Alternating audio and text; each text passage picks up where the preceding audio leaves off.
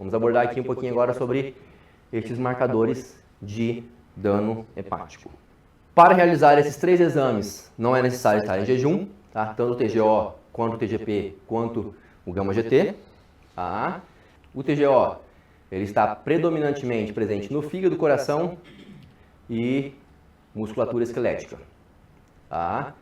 Poderá estar elevada em agressões musculares. Então, como eu já trouxe para vocês, o TGO ele se eleva ali na agressão muscular. Tá? Então, poderá estar elevado em agressões musculares. Atenção ao interpretar quando o CPK estiver elevado. Então, temos aqui esses valorzinhos de referência, mas esses valores de referência são valores de referências que, digamos que são criados em indivíduos que não fazem musculação, que não treinam tão excessivamente quanto nós do bodybuilder. Tá? Então, dentro do bodybuilding em si, quase sempre veremos valores de TGO um pouquinho mais elevado ali, podendo vir ali a 70 unidades mais ou menos por litro, né, 80. Isso vai variar muito, como eu falei também, de indivíduo para indivíduo e também do valor do CPK. Tá? Então nós podemos encontrar ali valores de 120, 130, quase sempre quando encontramos esses valores, o CPK ele também estará mais elevado. Tá? E falando agora um pouquinho a respeito sobre o TGP, né? Então assim, quando nós falamos em realmente avaliarmos o dano hepático, o TGP ele acaba sendo mais fidedigno que o TGO. Por quê? Porque o TGP, digamos que ele está em menor quantidade nas fibras musculares. Então, a agressão muscular, ela vai elevar muito mais o TGO do que o TGP em si, muito mais a AST do que a ALT. Tá? Então, quase sempre quando nós vemos ali valores de TGO mais elevados que valores de TGP, quase sempre isso está relacionado com agressão tecidual. Lógico que o ideal é avaliarmos o valor do CPK para verificarmos se realmente essa elevação no TGO veio da musculatura. Tá? Agora, quando nós observamos um TGP mais elevado que o TGO, aí normalmente isso está mais relacionado com a agressão hepática em si. Tá? Então, como nós sabemos, TGO está mais presente na musculatura do que o TGP. Então, se for uma agressão tecidual, quase sempre o TGO vai estar um pouco mais elevado que o TGP. Quando é uma agressão hepática, quando nós temos ali uma certa agressão hepática, quase sempre o TGP ele vai estar mais elevado que o TGO. E lógico, se for uma agressão hepática, dificilmente teremos ali valores de CPK elevados na mesma proporção que quando nós temos uma agressão muscular. Tá bom? E em relação aos valores de referência, também são valores, digamos que baseados em indivíduos que não realizaram treinamento de força, indivíduos que estavam ali em repouso, tá? E em relação agora ao γ-GT, que é o nome desse exame é gama-glutamiltransferase, é um outro exame, que também não é necessário estar em jejum e ele não se eleva em lesões musculares, tá? Então, tanto que é muito comum nós avaliarmos exames, principalmente de indivíduos que não estão fazendo o uso de esteroides orais, e observarmos elevação no TGO, elevação leve ali no TGP e o γ-GT em valores mais baixos. Então, valores mais baixos, quando eu digo ali de γ-GT, seriam valores abaixo de 50, 60. Por mais que nós tenhamos algumas referências que trazem ali o valor para homens abaixo de 73, normalmente o ideal é que esses valores de γ-GT estejam aqui abaixo de 50, 50 e pouquinho, tá bom?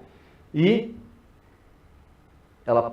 essa γ-GT, ela pode se elevar, ela pode estar aumentada na colestase hepática, que seria ali pedra na vesícula, tá? Então, colestase hepática é quando nós temos a formação de cálculos, de pedra na vesícula, e quando a pessoa tem esses cálculos, normalmente o gama-GT se eleva bem acentuadamente, tanto o gama-GT quanto um outro exame que é a fosfatase alcalina, só que aqui eu não trouxe a fosfatase alcalina, por quê? Porque ela é um exame que não tem utilidade em relação ao uso de esteroide. Ela tem a sua aplicabilidade na área médica, principalmente ali voltada para esse diagnóstico de colestase hepática e outras patologias, mas em relação ao uso de esteroides, ela não tem aplicabilidade, então por isso que eu não trouxe aqui. Mas, voltando a falar sobre o gama-GT, nós vemos uma elevação bem significativa em indivíduos que fazem a ingesta de álcool, elevado estresse oxidativo e também indivíduos que fazem o uso de esteroides orais, esteroides mais hepatotóxicos. Então, podem sim ter uma pequena elevação ou até uma elevação mais significativa ali, podendo ter valores próximos de 80, 90. Ela é uma enzima que ela está relacionado ali ao poder antioxidante do nosso corpo, em relação à síntese da glutationa hepática. E o principal, quando nós falamos ali a respeito de uso de esteroides e avaliação hepática, é que nós não temos muita padronização para avaliarmos realmente o dano hepático através desses exames. Então, a melhor forma seria realmente através do ultrassom de abdômen total, para que o médico possa verificar ali como que está a estrutura daquele fígado. Temos também, digamos que, a avaliação clínica em si. Então, por mais que eu não tenha trago aqui os resultados de bilirrubinas, que é um outro exame que pode ser avaliado também na função hepática, mas normalmente as bilirrubinas elas se elevam ali tanto na colestase, que é o cálculo, como também nas hepatites, como também nos casos em que o fígado ele não está dando conta de metabolizar tudo aquilo que ele precisa metabolizar. Então, temos ali dosagem de TAP, que é um teste que avalia a coagulação do sangue. Então, nós temos que entender que os fatores de coagulação no sangue, eles são produzidos pelo fígado, e a partir do momento em que a pessoa tem um fígado não tão saudável, pode ser que esses fatores de coagulação não sejam produzidos adequadamente e isso pode causar ali uma redução, na verdade, uma elevação no valor do TAP, que é esse exame de coagulação sanguínea. Então, continuando, as elevações induzidas por esteroides 17-alfa-oquilado, então esteroides orais, geralmente relatadas, variam de 2 a 3 vezes o valor normal em indivíduos assintomáticos, ou seja, indivíduos que fazem o uso de esteroides orais que estão assintomáticos, eles podem ali apresentar elevações entre 2 a 3 vezes o valor de referência. Então seria ali um TGO de 100, 110, 120, um TGP também podendo chegar a esses valores. Lembrando que dificilmente eu consigo dar uma posição ou dar uma noção para aquela pessoa de como está realmente o fígado dele. Porque tudo vai depender do que ele já fez até aquele determinado momento. Nós temos que entender também que existem algumas pessoas que mesmo antes de fazerem o uso de esteroides, já apresentam algumas comorbidades hepáticas. Então a pessoa ela pode ter um hemangioma, que é uma formação como se fosse de um coágulo sanguíneo, uma formação de uma bolsa de sangue dentro do fígado. Então, que isso pode ser muitas vezes algo hereditário já. Então, da mesma forma que dificilmente nós teremos exames que avaliam a função cardiovascular, dificilmente também, lógico, exames sanguíneos.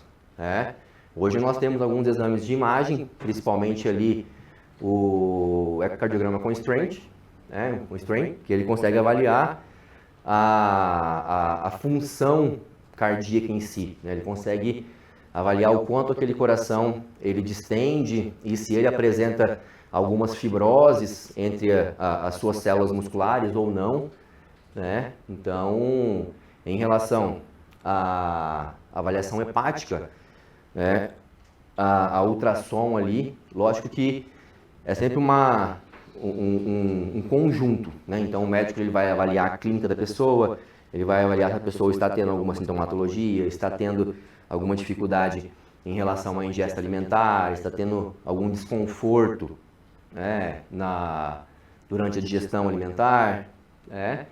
E fazendo essa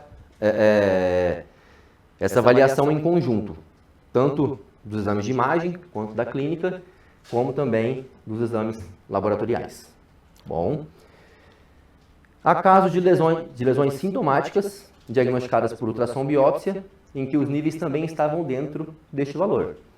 Então, como eu trouxe para vocês, por mais que nós tenhamos estes exames de dano hepático para nos auxiliar ali, tá? Dificilmente nós conseguiremos bater o martelo e realmente falar que aquela pessoa não tem nenhum problema hepático.